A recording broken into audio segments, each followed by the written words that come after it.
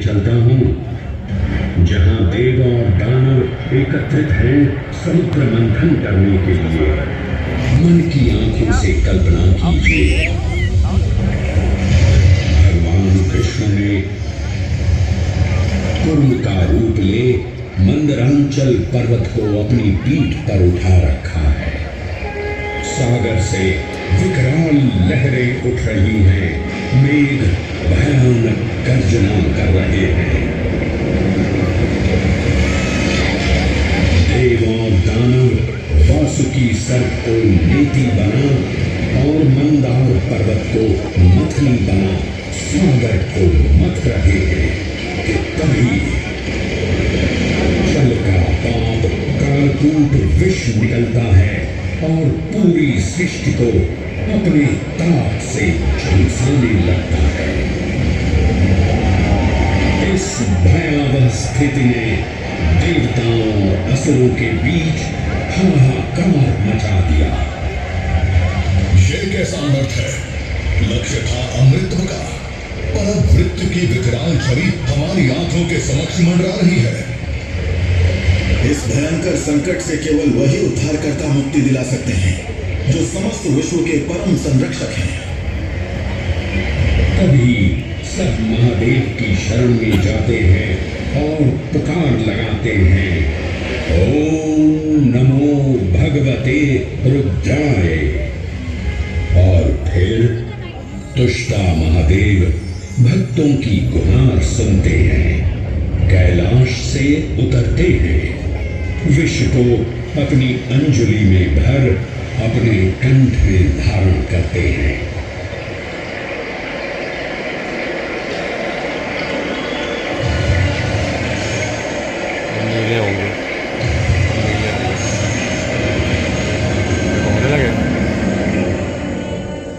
अंततो गत्वा सागर मंथन से अमृत कलश प्रकट होता है। जैसे ही अमृत प्रकट हुआ, दानवों ने इसे केवल अपने आधिपत्य में लेने की आकांक्षा प्रकट की और संघर्ष छिड़ गया। आज यदि हम इस अमृत को प्राप्त कर सकें तो हम देवताओं पर हमेशा के लिए प्रभुत्व स्थापित कर पाएंगे। अमृत अपात्र हाथों में ना जा पाए, क्योंकि ये अपनी शक्ति का असीम दुरुपयोग करेंगे। इस अराजकता के परिणाम स्वरूप अमृत की कुछ बूंदें छलकी और पृथ्वी तक पहुंच गई। 4 स्थलों पर स्पर्श हुआ इन बूंदों का। हरिद्वार, प्रयागराज, नासिक और उज्जैन। अमृत की इन्हीं बूंदों के कारण उज्जैन में हर 12 वर्ष पर कुंभ सिंहस्थ मेले का आयोजन होता है। भगवान शिव की लीला देखिए, लोक कल्याण के लिए स्वयं विषपान किया और अपनी नगरी पर अमृत वर्षा करवाई। अमृत की पावन बूंदों से अभिसिंचित ये दिव्य उज्जैन भूमि रामायण के पृष्ठों में भी सम्मिलित हुई। सतयुग के बाद त्रेता युग में माता सीता की खोज में वानर सेना की यहाँ आगमन हुआ।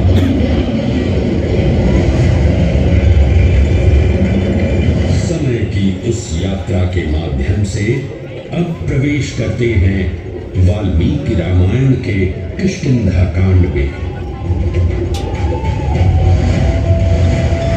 जब वानर राजा सुग्रीव अपने यूथपतियों से सभी प्रमुख स्थानों पर जाने के लिए कहते हैं और उन्हें अवंती नगर यानी उज्जैन जाने का आदेश भी देते हैं। मेखला, उत्कल के क्षेत्र, दशरन के नगर, आग्रवंती, अवंती और विदर्भ के राज्य, साथ ही माहिष्का के आकर्षक राज्य में भी पूरी तरह से खोजना होगा। एक युग भगवान विष्णु के राम अवतार से संयुक्त युग उन्हीं के एक और दिव्य अवतार से समरस होना, ये अद्वितीय संगम केवल उज्जैन में ही संभव था। परंतु एक क्षण ठहरिए और ध्यान से सुनिए। ये हैं महाकाल के 1008 दिव्य नाम। हाँ, मैंने काल चक्र को परिवर्तित कर दिया है और अब द्वापर युग का शुभारंभ हो चुका है। विस्मय पूर्ण हो जाएंगे ये जानकर कि महाकाल के इन नामों को स्वयं भगवान श्री कृष्ण ने रचकर पिरोया था।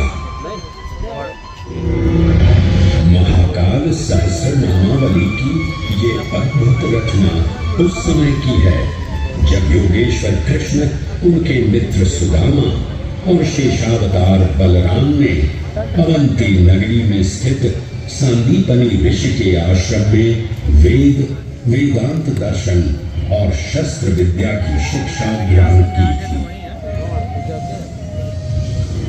कहते हैं कि भगवान श्री कृष्ण को अवंती ने ऐसा मंत्रमुग्ध कर दिया कि यहाँ 64 दिनों तक रुककर उन्होंने 64 विद्याएं और 14 कलाओं का ज्ञान लिया। उज्जैन का संबंध महाभारत से भी जुड़ा हुआ है। इस महान महाकाव्य के वन पर्व में उल्लेख किया गया है कि महाकालेश्वर मंदिर में स्थित कोटितीर्थ जल का स्पर्श मात्र करने से अश्वमेध यज्ञ के समान फल प्राप्त होता था। और फिर परिवर्तन की इस अनवरत धारा ने एक नई कहानी लिखी। उज्जैन में उदय हुआ मौर्य वंश का सम्राट बिंदुसार ने अपने पुत्र अशोक को उज्जैन का राज्यपाल बनाया और समय के साथ अशोक के शासनकाल में धर्म का विस्तार हुआ। मौर्य वंश के पश्चात विभिन्न राजवंशों, सम्राटों और नरेशों ने उज्जैन की सेवा की।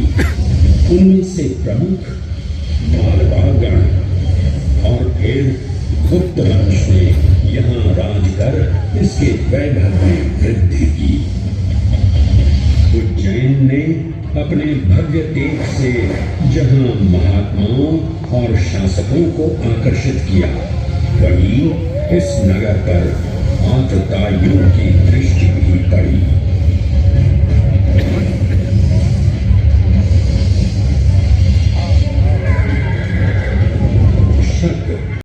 मध्य एशिया की खानाबदोश जनजाति थी जिन्होंने उत्तर पश्चिमी और मध्य भारत के कुछ हिस्सों पर आक्रमण कर अपना शासन स्थापित किया। ईसा पूर्व प्रथम शताब्दी में जब भारत शकों के अत्याचार से त्रस्त था, तब उन शकों ने उज्जैन पर भी कब्जा कर लिया और फिर उज्जैन में उदय हुआ एक तेजस्वी योद्धा महाराज विक्रमादित्य का।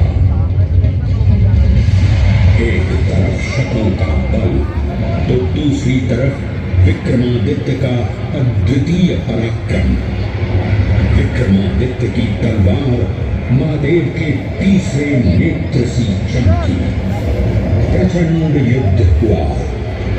महाकाल की कृपा से शूरवीरों ने शकों को परास्त किया और उज्जैन में गणतांत्रिक शासन स्थापित किया।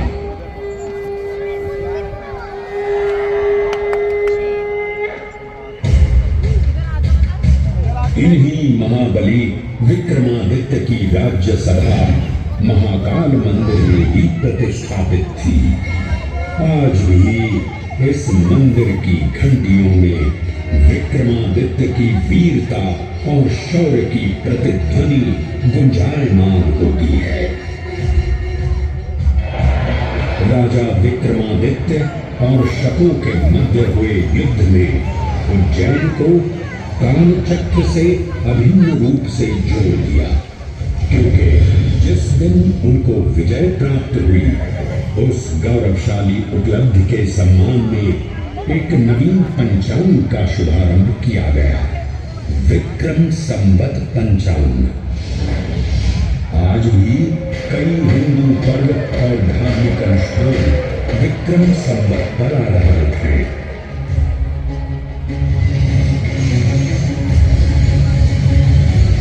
पृथ्वी की भौगोलिक कर्क रेखा इस पावन उज्जैन भूमि से होकर गुजरती है।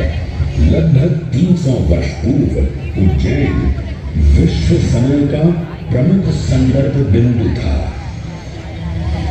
यही कारण है कि उज्जैन की वेदशाला में वराहमिहिर, आदित्य दास, ब्रह्मगुप्त, और भास्कराचार्य जैसे महान विद्वान अनुसंधान और अध्ययन में तल्लीन रहते थे। खगोल शास्त्र का केंद्र